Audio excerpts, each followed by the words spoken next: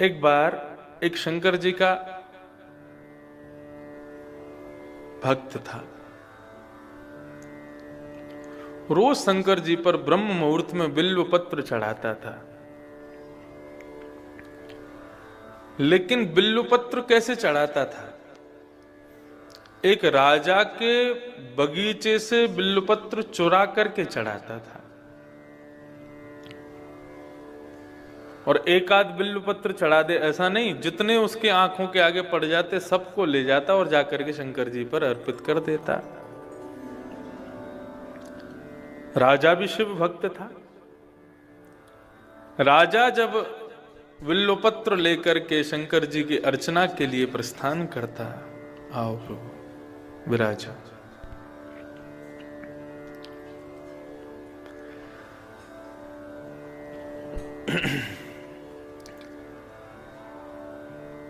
राजा जब शंकर जी की अर्चना के लिए बिल्वपत्र लेने के लिए जाता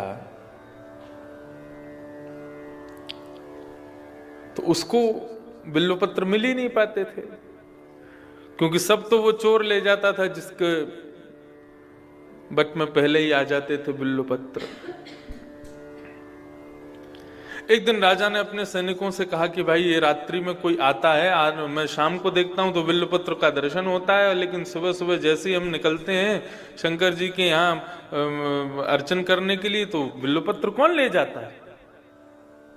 एक सैनिक ने बताया, बोले महाराज एक व्यक्ति आता है और आकर के चोरी करके यहां से ले जाता है। और वह भी ऐसा भक्त था, वो जाकर के शंकर जी पर चढ़ाता और कहता, बोले प्रभु चोरी करता हूं लेकिन चोरी करके आपको अर्पित करता हूं, इसलिए चोरी नहीं मानी जाएगी। चोरी करते स्वयं भोग करता तो फिर दोष लगता मुझको, लेकिन चोरी करके आपको अर्पित कर दिया, अपने भोग में नहीं लिया, इसलिए मुझे इसका कोई दोष नहीं लगना चाहिए। शंकर जी की आराधना से उसको एक दैवी शक्ति प्राप्त हुई कि वो कभी भी अदृश्य हो जाता था। रात्रि में जब बिल्वपत्र तोड़ने के लिए गया तो आज राजा ने अपने सैनिक खड़े कर दिए। जैसे सैनिकों ने देखा कि ये चोर आ रहा है, बिल्वपत्र तोड़ रहा है, तुरंत अपनी तलवार लेकर के दौड़े और जैसे ही उसको मारने के लिए भागे वो अदृश्य हो गया, गायब हो गया वहां से। अब तो महाराज वो रोज खेलता, सैनिक पूरे मंडली के साथ, पूरी महाराज अपनी मंडली के साथ वहां खड़े हो जाते उसको पकड़ने, लेकिन वो अदृश्य हो जाता रोज। राजा ने अपना ये भाव अपने गुरुजी से कहा, बोले रोज एक व्यक्ति आता है बिल्वपत्र चोरी कर लेता है, उसको पकड़ने को जाओ तो अदृश्य हो जाता है, क्या करूं मैं? मेरी आराधना अधूरी रह जाती है। तो गुरुदेव प्रवचन कर रहे थे और प्रवचन में उन्होंने कहा कि देखो, भगवान के निर्माल्य पर यदि किसी व्यक्ति का गलती से पैर पड़ जाए तो वो व्यक्ति दैवी शक्तियों से भ्रष्ट हो जाता है।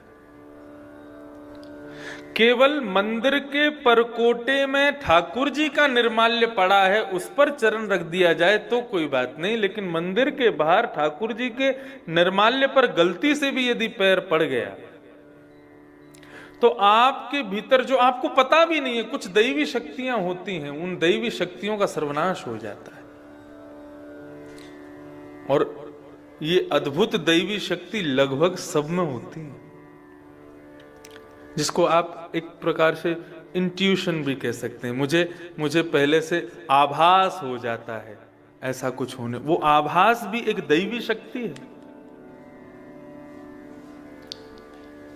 मां को अपने पुत्र के विपत्ति का आभास हो जाता है। कई बार आप लोग नए नए घरों में जाते हैं तो आप क्या करते हैं, आप जाते ही घर का सौंदर्य नहीं देखते, घर कितना भी सौंदर्य हो, आप वहां की वाइब्स को कैप्चर करना शुरू कर देते हैं। हम दुनिया भर के घरों में जाते हैं, करोड़पतियों के घरों में भी जाते हैं और छोटी सी झोंपड़ी में भी जाते हैं। बड़े बड़े घरों में लाखों करोड़ों की सामान महाराज केवल 100 पीस में रखे हैं, लेकिन वहां की वाइब्स अच्छी नहीं होती, वहां के वातावरण ऐसा नहीं होता कि हम बैठे। ये एक दैवी शक्ति है जो हमें बताती है कि यहां पर ये तुम्हारे लायक स्थान नहीं है, यहां से चलो। और कई छोटे छोटे स्थान ऐसे होते हैं वहां जाकर के भी मन करता है कि यहां पर पूरा जीवन व्यतीत कर देंगे हम। क्यों? वहां की वाइब्स ऐसी हैं कि हम वहां रह सकते हैं। वहां भले ही व्यवस्थाएं इतनी नहीं है, अव्यवस्थाएं हैं, लेकिन फिर भी हमको आत्म सुख की प्राप्ति वहां हो रही है। ये दैवी शक्ति है।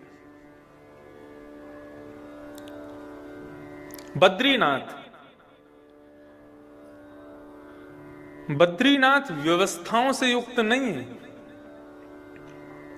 लेकिन सकारात्मक ऊर्जा से भरपूर है बद्रीनाथ। वहां पर आपको व्यवस्थाओं में कटौती मिलेगी, आपको गीजर टाइम पर नहीं मिलेगा, गर्म पानी टाइम पर नहीं मिलेगा, भोजन प्रसाद आदि ये सब कुछ ऐसा नहीं मिलेगा जैसा यहाँ प्राप्त हो रहा है। वहां किसी ना किसी प्रकार का थोड़ा बहुत लेश तो रहेगा, लेकिन वहां से निकलने में आपको तकलीफ होगी। क्यों? क्योंकि वहां की सकारात्मक ऊर्जाएं आपकी आत्मा का भोजन है, वो आपकी आत्मा का पोषण कर रही है।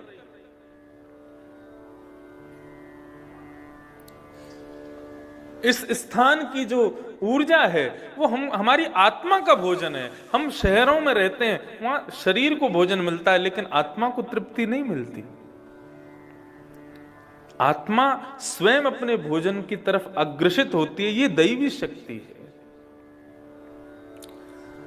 माफ कीजिए, यदि बद्रीनाथ जाकर के भी वहां की सकारात्मक ऊर्जा में आपका मन नहीं लग रहा है, तो आप अपनी दैवी शक्ति से पदभ्रष्ट हो चुके हो।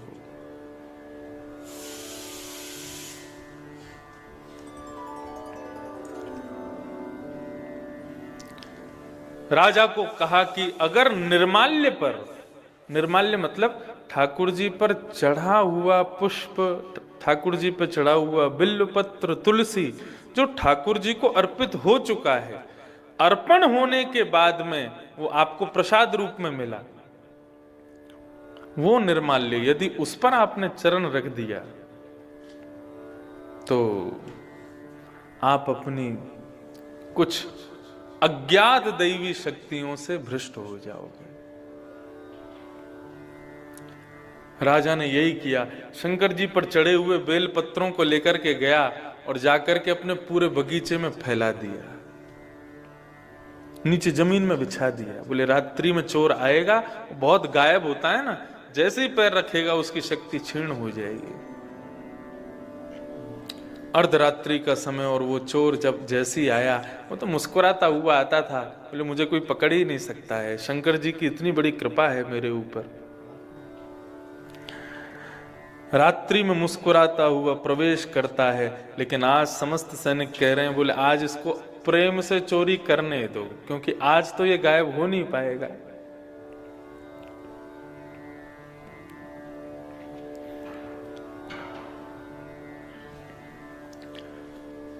वहां पर बिल्व पत्रों की चोरी करने लगा। इतने में ही समस्त सैनिकों ने जाकर के उस पर आक्रमण करना शुरू किया। सबको कहता आओ आओ आओ, पकड़ो पकड़ो पकड़ो। जैसे ही पकड़ने के लिए जा, अब वो जैसे ही उसने सोचा कि मैं अंतर ध्यान हो जाऊं, लेकिन आज वो अंतर ध्यान नहीं हो पाया, सैनिकों ने पकड़ लिया। बोले बहुत अंतर ध्यान होता है, बहुत गायब होता है, आज होके दिखा।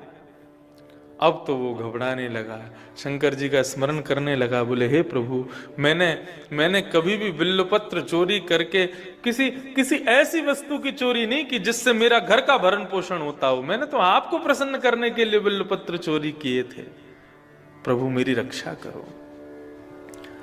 राजा अपने राजमहल से तलवार लेकर के आ रहा है, आज इसका सर धड़ से अलग मैं करूंगा। भयभीत हो रहा है,